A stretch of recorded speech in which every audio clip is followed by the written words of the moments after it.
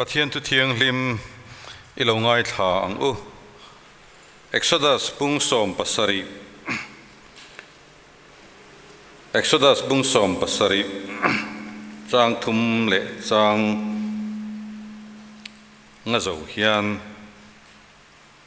engwangin nge kan fanau te le kan ran te nen hian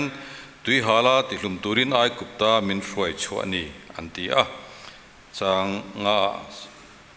cher le mai la tin lalpan Moses ne na mi pui ho ma lama kalangin Israel tha te upaho then kat hruai veng che teni tiang ma na luya ivo na kha king langin kalro ngai te horep lungpui chunga son i ma kalo dinga nga tin lungpui chu i han vu anga ti chuan mi pui te in tur tui chu alo luang chuak mayang sam za pariat na chang khat thu hi ilongai thale ang u sam za pariat na o pathian ka thin lung hi angit ani la ka sang ani fak na la ka sang karo pui na nge in pathian in thu kan chiarte kan ta na tharin malmin som sakaro se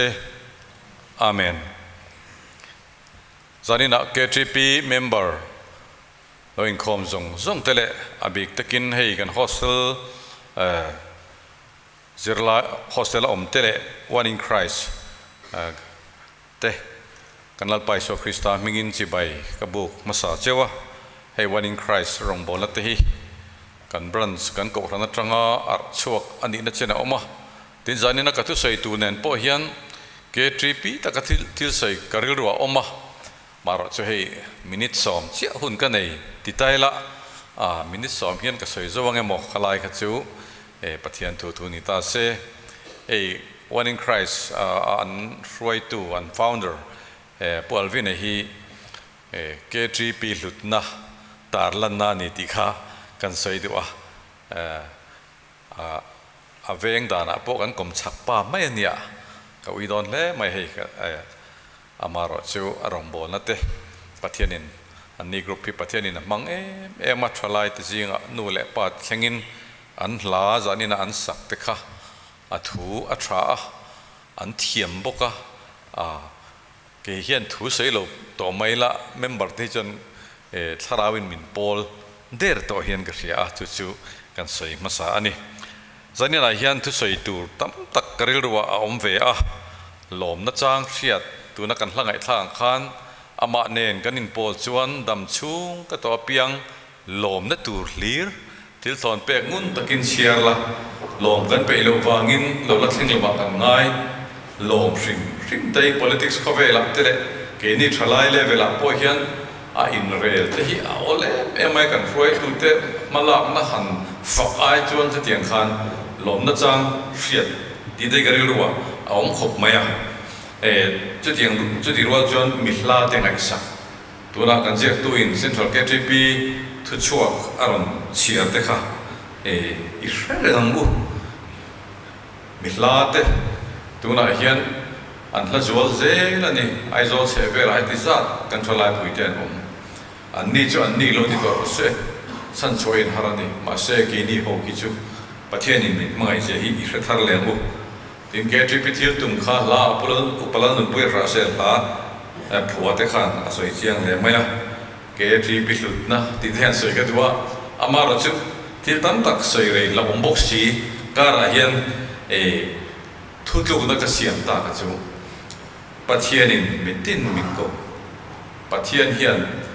kei ri ko thi mikko lo nang po ko ve tho che chu a ko na san chu eng tin nge niang tin rong bol na kanan dia atong kam te hi zanina kanin khom rong bol na ni mai in khom te pui rong bol na nia na tlang te po rong bol na nia fellowship te po rong bol na ni rong bol na hi enge ni be ti te karil ro mani chu ti ro chuan KTP hi ka hril fia ve thina zanina po hian han sei non le ka dewa Abraham Lincoln chuan democracy thateu main a hril fia khovelina apom democracy ramina apom baka mi puitero relna ani isia kha asap trong te po zir lai kan nia kan traffic in karinga tam zok chuan chu tiang ril ru chu kapu phau lawa amaro chu ke ma hian KGP over thlenga KGP kan ni ve wang hian pathian mal som nain fanaut pathian in min be a ka fa te hi ke ang hian an active hlei thei lo lai rai chu jiga chu sei te wei chang hi min thla na chang in thla te kan ya amaro chu mi ring so na tele ti rang hi san te wa te hi na noi jan phat na hi abo ho lo wa amaro chu KGP hi ti zo hin kan sei kan sing fia ve du ani KGP hi nun in cherna ta na pol thadera ni nun in chernan ka tong min lo ngai thiam se puna ve hi apa republic KGP branch hi ni lo se tu ni athlenga ngi oti hi nun in cherna tia ha chon toy ten hunat atal do na wang thil tam tak ka sei lo de ka lo se thi ka sei thei long ti ka la do le ka nun in cherna ta na pol thaber kan di photani himber ani wei me kan sei se nam lo amaro chu wei me kum som ni mangla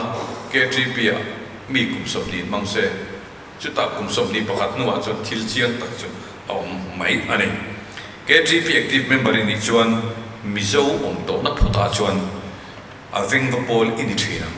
ti hi karil ro om dek mai ni Hyderabad a pomro khovel ramza a pomro KGP in home thina KGP activity group patanga committee mo eng poni se zai pola ne mo khoi muna po aveng the pol in don prim khoi muna po ko ran dang tenen po mizo om to na chuan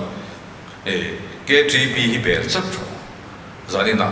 KGP committee ba ka group committee ba ka KGP heti zat zanir wal singa sai hi avanwam em KGP hi ibel tatang u I that line nu siam dan inu le pa changam control tu te kan nu le pa ni chat kan talen I talen an pe punganga talen pe puni helai ba ka fellowship te engkima pe pun na tur hi kan bel chuan alo piang mai ni tlang chung khom chu control tu te hian an mu thel ngai lo ani khwa vel an phola ngam che chu ti chuan ita na tha anga I hoi her le I chesia in rin tok na in nei pha nge yang ka ti in nei pha mai thei bo ka ti lo ke ma hian chiang KGP ai ni mang lo te la tu nang hian ka ni pha lo prim rong bo na kong a po fin na kong a po mal so na tan don pha ni adot le chuan le khathiam san le changkan san chi ni lo KGP rual KGP thadu lo kong eng kima an thlen san ke chon gring lo ti kha KGP ka sil fia ve na dia ka secretary ne na hian ka teksa in lo chiang mon le anga roi tu te chuan chu karil ru le KGP lu sia thil tum te kan thia eng poni se zarina hian in ne na thu cha soi la ka drill rolian em chu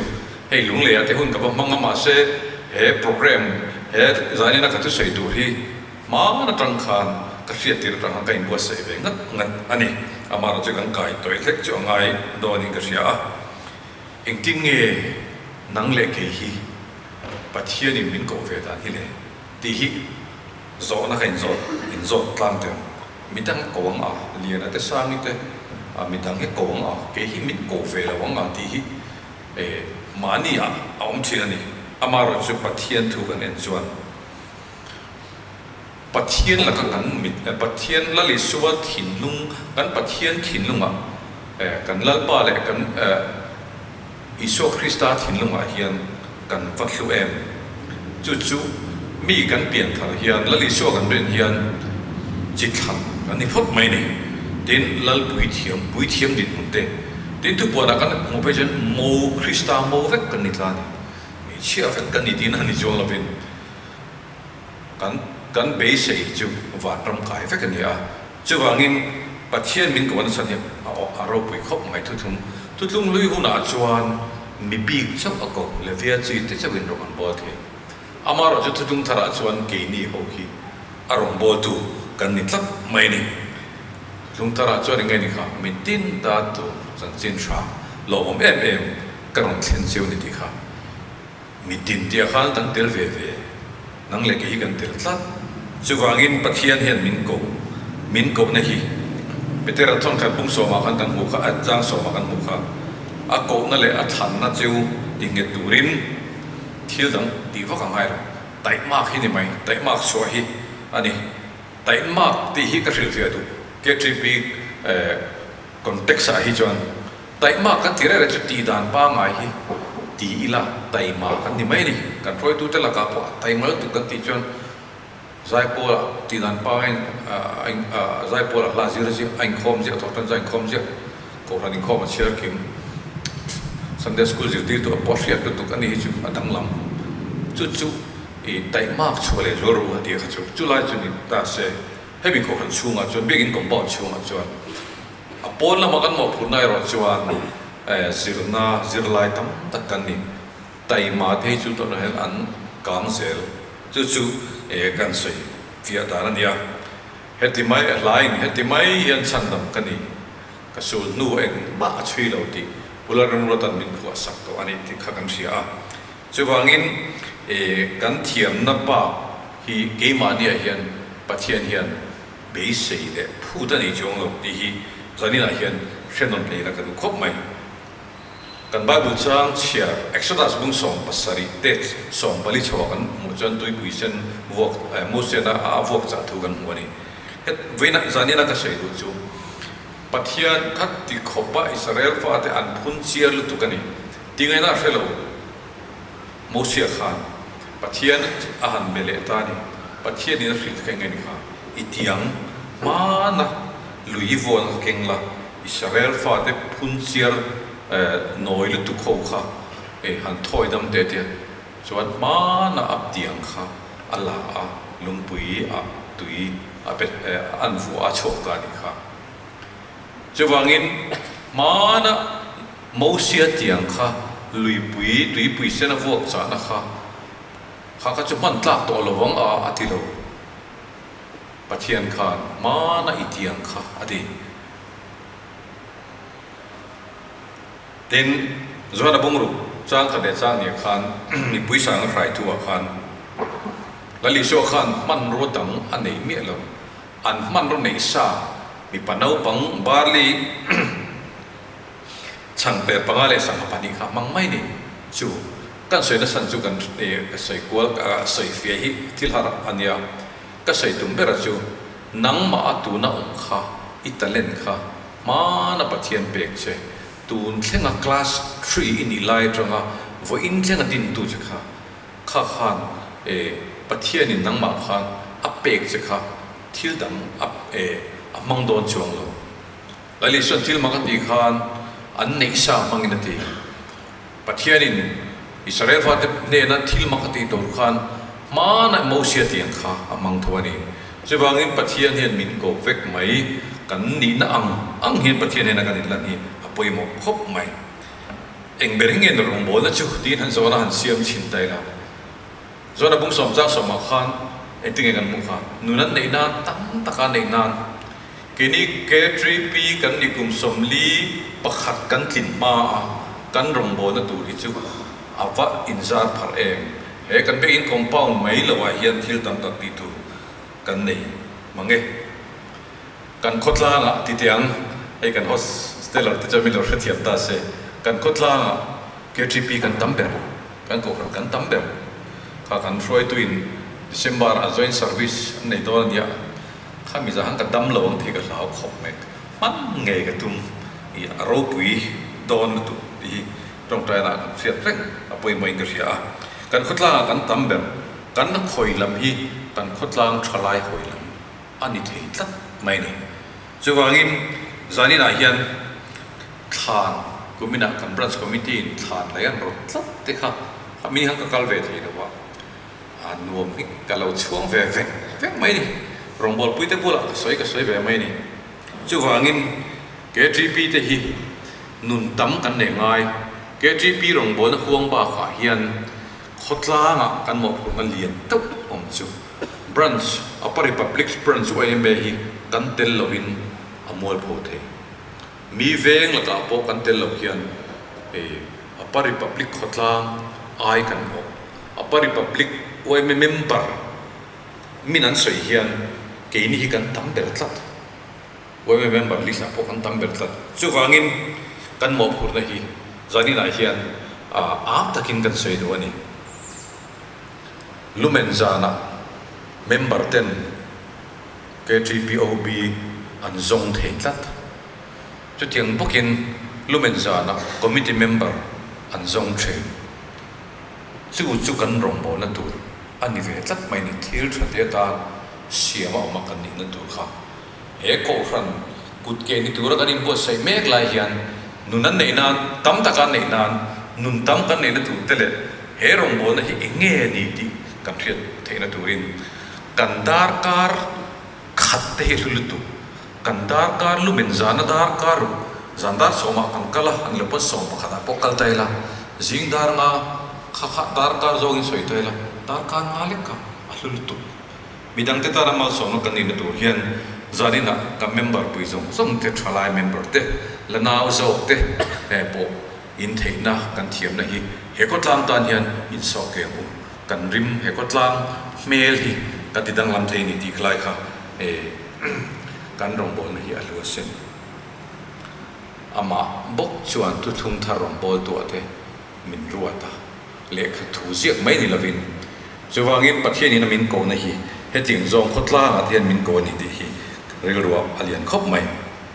tin rong bol na ko nga hian khoi muna bo che chok mai la apoi mo em ta chu kan khove la hian kan thalai khove la hian ka ti ve thina rong bol na ta nun him me a tul zual hian alam to ani nun ne sam da pre na hani kan chia kha o lalpa ka thin lum hi a petani la ka sang fakna la ka sang karo pui na nge in mizo thalai te andi bigela ke ni ke tri pa ka mizo thalai so te ko ran pol da u nau thalai so te po ko pin ri ru om ve lo the lawa tin pa falai te abik ta kan nge dan hi reverend tan siaman mizo te hi kan nge dan hi adirani atia than pui pa ese ya po khan mizo zia kha a soi nal lo mai ni amaro chu zani na hian ka thalai pui te ne na ka sei du chu ko khan ai o ka ni na zon te po ni ve thing karinga ho i nge tam bu sam jek tu chuan lalpa ka thin lung hi a ke dani a stit fashion ya ti thalai zinga picnic dol lo te even trong dol lo te kanom thin he hi apoi ga te politics la nga te po politics a te po trong kai na nei ka ni youth wing om tat party tin nei tat amaro chu K3P hian nun nget ke ni K3P ka ni tat ke chu lalpa China wang he chu ka tilo wang Nehemia soyang khan Nehemia thuvok thak kha apoi mo hian ka ria bia ke nei khom chu chu kan dang kan ba nga khoi lai mo kan sa na te po kan zaya hei pathian la chap sa K3P member hi tam se ka ti thi kan ko ran thala ya po hian pathian la sa chap zai thian te po hian sa se ka e zo ram sari te voina po kan jin kong kan ho ka so ya kan rombol khat chon zo ram sani ka ngai sa ne ro chu hlatanga sangai lo tluk khian ka ria ati tlap mai ni chu tiang chuan sam jekin olalpa karil ru hi ke ni pathian la hain kan ril ru ke them min sim tu kan environment ni in kan ke ni that lai le kan ke tri pi lai le in ke tri pi lai ai na how tak thai tu in how tak to lu tu chu wangin ma se pathian thu chu anung reng kan wadi christ lam khan pathian thu anung reng bok sia chu wangin la ka sang fak ma la engkim ti the reverend bana zo tan toy lu te dom na tia ei me xiao chon lu te do brian ne be ka ron su mai chu len ti a che don lo pu zo da chon toy lu te dom na mai ni a su tu a kan a bul oma pia ni na su ta engani ni soi ve reng mai hian ni e tia chu tiang de chon olal pa karilu hi ke tani ti hi e kan trong trai ve thengem tin do le chon ti tak se ta rombo tu zok kan lo ni tat mai ni rombol na kan la ur sun lo hi anei tu min ko tu pathian kan hria da na ain thui hle ni committee rual ho sa awang tem wa thil kan ti pialama hian lali son en kan inkar ya poi mo tho mai ni khatianga lali son ne lan in thun na ke kan nei na tura kung kal chu ke tri pin kai hroi ni ani lo thei lo ani koran na ti pui tin na kong ate Christarin anga min hruai zel don na hruai tu te hian chu ta tak chuan pathian kan hriat ta na wa hian kan activity hi om lo thei lo ani engamo thil banking de wale lama helama kan te lama kan ti chan tiang khi chu ka an tlo tak chong lo atopa ni lai za na kan puang thret tat chu wangin ti tak zeta mi hring nu na hian ka ti ve mi hring na ti de noi la in zir na kong apo ti tak mi te hi an tlo em mai ni zo so chuan nal par rong bo he thalo o ngai in hriat chuan tu rong in bol don zo na siam khan dil mu dia chuan ti hian a soyan tia pathian in akiang om na ya piang a mang thi ke tri pi hruai tu te pula om a piang ke tri pi tan mang ti na sei tai la lao de ang pan amaro chu pathian ne kan inkar fel hi chuan tlang chi ba khom kan tiang deuh khan ni chu wangin chulai chu apoi mo khop mai tin reverend vanal belan asoya tun ma khan ka se thara de chu tu lai kan thalai de hi an la sakre re hi inge ni sak na dil te ngai dam dil te thu phat choi re la te ke van ram la te an sana sel to ka wangin missionary a point in Bethlehem ta ni khria thia zai pol ang kan sak te inge ni kan ne nge do ni ti lampang lalpa ta na rongbo to re impose na chi la te hi ngai tha anon kat sak lo na ti re mai lai chon min ti chak na tur kha min ti chak fo tur ni har na ti de po hi har lo khuna om wang har na trong kam mo mania chu wangin heng kong ade po hian kan ril rung ai tu na te mang tlang ila ka ti le mai tin na to le chon kan rong bol na hi alang ve tak lo ti zo kan ngai to mai thina in si da ol khop mai ki ve hi chong min tak lo kan te pon tiang zonga ruai tu te fiat ra na ka te pang cham de wa han active tum te hi atolo ke mania hian pathian kan inkar fel se thuril du bung som pakata khan i chang paila tui chunga i mule don si ni ri nia ti omani Scotland pastor pakhat chon arong bo na pastor pension khan arong bo na chui kira tu ma piang tharan om loba abeidong em mai ni chuta chun chu pastor chon an ko rana pastor rong bo tu try em mai kha a silani pastor ka rong ke pastor ka ni nang ka rong bo lai khan tu ma ti pian thar pe ka nei lo wing ka sia athia pastor israel ni kha pastor itu soi kha ka farnu hian angai sa thina ke chu khati lai khan zupuna te kain thla ta ma se ka u khan min rin thina chu ta tanga piang thar chu kan hi lo ma ti pastor ina achanga pai kha ni rei nia mule pastor thate rin chwa kani hei hi ka soi du na chu voinia kan thei tok te rombo na envelope ania mo na tla ania mo kan ti reng pathian rombo na ta na kan chang pai hi ni rei nia kan pui jing na mal so me na lo ki do ni aram le fel na kan zon chung chuan pek del cha kha ni kha chu wangin zani na hian chu tiang zong chon ka ril ruwa awma chu tiang zong chon ka fui du jo ka sai thiam lo ni chu tin reverend thang de la kan reva ka ngai kan go rang bil engi no chapa kha ani kha ude la kha ti hian a soy ni helai kan pulpit angai hian pastor ka ni jo hian ka thu soya hallelujah pe hi ka hremi a thawtia amaro chu reverend thang de la te kha an ro pui je kan thria Mizoram senat pastor jinga chuan om tak feel a po om moderator po ni a pension nuwa TV seta director ania chuta kan sarin กันสั่งอเวียเขียนมาว่าที่ขันกัลเทจอกที่จุงขันมหาราชตราฟีละอาจุกันเลยเราเป็นทั้งเดือนนะช่างอไปค่ะตัวนั้นก็ทำโดนเองอารมณ์บอลนะคะอาวัตถุเองจุดยังจนกินนี่พอเห็นการชัดลาย40กันสิมาเที่ยกันตีเวที40นัวประเทศนี้นุบุยบัสลกันในแข่งอินกันช่วงกันนุ่งแข่งอินมาลสอมในยมโดนนี่จุด prosperity gospel กันที่เที่ยที่ที่จ้าว่าละมาลสอมนั้นตันตัวมังขันนิลวินจุดไปดูจุดที่นั่นปอนี่ละมาเสกันช่างกันไปเฮียนติลวังโดนละอันเราเล่นโดนกันมาโมหุ่นตักอาเห็นประเทศนี้นุวันเตะโคเตมินไปโดนนี่สุรินนัชวันกันสิรนัตโอกาณเตะประเทศนี้นักการอินลันโตพอดีอักษรวันนี้ที่กันสวยดูนะลายอันนี้สุวรรณินเองหิ้งรองโบนะจุอินโซดไปตัวละมั้งมานี่โซเจ้าเห็นประเทศเห็นมินโกฟิกันนี่ตีตักเสร็จตรงกำเดฮีเฮ้ทุกท่านเห็นว่าอีสมสรีบริเวณตรงนี้ก็ช่วยเป็นชีนะตีตักเสร็จที่กันแล้วไปสุคริสต์ขันร้องมาบอกไล่บอกขันมีดำแล้วตีดำเตะอามาชมเร่งอาตีตักเสร็จนั่นเองแล้วลิชอนดูไล่กันเชื่อฟิล์มทุกตัวไล่บอกกันเชื่อตีตักเสร็จที่อาหุ่นไล่อามาชมเร่งบอกขันตีดำง่ายดำลบตีดำง่ายเนี่ยมันเที่ยไก่ทอดแต่ไอ้กิมไม่อาขัน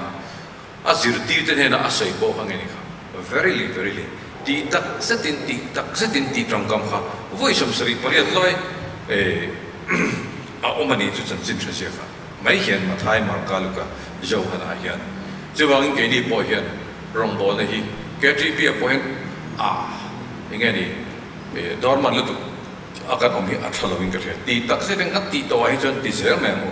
สายหุ่นจนสายงูตีจานี่นะเห็นมาสอนนั่นตัวเมมเบอร์อินคอมกิมตามจานี่บอกว่าจานี่นะวันนี้ใครสัญญามาลสอมนารุดีละกันฝักละสักเตลัลปันมาลมิสอมสาวรสเตอาเมกันเต็มเลยตัวกูมีนั่นก็สันเดสกุลาก็ออกมาดีพาร์ตเมนต์ที่นั่นก็ใช้มาสักจุกกัลมุสาเปรอาเมนริงตะกติตัวนี่กันก็ขนาดพอเห็นนี่ก็เทสเราชินเราหนักตุนี่หลายสารพอจันตัวเดียงอาเมนเต็มแรงก็ตั้งเก็บปกติตรงใจอาเมนเต็มแรงก็ตั้งเฮ้ยแต่ฮีกันหมอพูดนะโซนเชื่อวันนี้จันมารีก็พันลุงเลยกันคนกับมาจะมาขันกันเชื่อเมนตรงใจตรงก็มีกระสุนชั่วตัวการรู้คุยเลยตัวแล้วป่าวิญญาณอินคอมเตหีกันหมอพูดนะเชื่อหนึ่งเสียตีละง่ายจะตัวหมอพูดกันที่เสียนั่นตีละคนในตัวเตปอจัดปุยันเสียทีหมอพูดได้ที่กันหมอกันอินคอมเห็นหมอพูดแล้วกันโน้นนี่เยอะกว่าสายคุณสายอาเมนที่วันเราอาเมนปุยเตหีอัลลอฮ์ตัวเป็นที่กอสตัลที่กันสุกลงกันทีปีวันนี้จนอาเมนสุกอินกระเรงเขาไปคอมลงสุกอินจู่ว่าอินหมอพูดนั้นเตะแห่งรองโบน่าเฮียนรองโบนักขี่ฟังกันมาสอนตัวเห็นอาศัยตัวนั้นตะโกนมาไหมจู่ว่าอินเฮเลเจนฮีกันไปตัวนั้นอาศัยต่อค่ะกุมสัมทุมบารุเกจีปีกันก็พันดินนี้จังอินเกจีปีเพียงมาละกุมสัมทุมบารุช่วยตัวดำตะเก่งจะตัวรำมินปันสันตัวนั้นช่วยตัวฮีกันก็พันตาลินตอกกันก็พันชัดนั่นตัวตาเทโตปัสชัวตัวเต็นนี่ตีตักเสตินรงบอลงปัจจัยนี้มิตินี่มินเขามันรถตั้งนี่โมเสเนี่ยนะอิทิยังอาศัยเตแล้วลิส่วนสังะมีบุษสังะไรพวกเขาเฮ้ตัดทิ้งดังกาลิลิมาพวกเขาเราว่าที่อาศัยที่เตออมสาขามังไม่นี่จู่ว่าอินนังมาอมสาขาปัจจัยนี้มันตัวไม่นี่จู่ว่าอินปัจจัยนี้มินเขาเนี่ยสารีน่ะยันทลายปุยเตเนี่ยน่ะยันอิจฉาเทียมังอินริงตัวกังเฮติไม่ยันมินเขาวันนี้มันระดับเกมานี่อาคารรันเป็กเบลตัวส่วนแล้วในเจ้าของอามันเทตัวยันอินเบเสลัมูปฏิเนตตัวกันสุดเต็มมาบิสอนสาวเสอามีมิตรใจมูลลปาขันปัจจัยจานิน่ะทลายรัวจีน่ะอิทูเต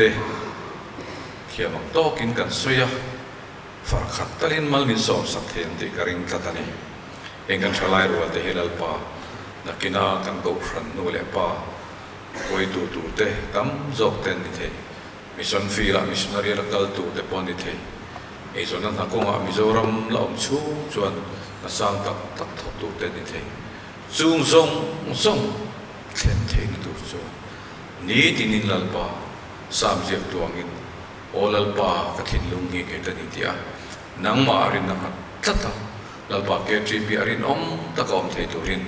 an ru le ngai to na te an taksa hi nangin ni je lam che engi min san dam tu kan li sa ngin kan di la che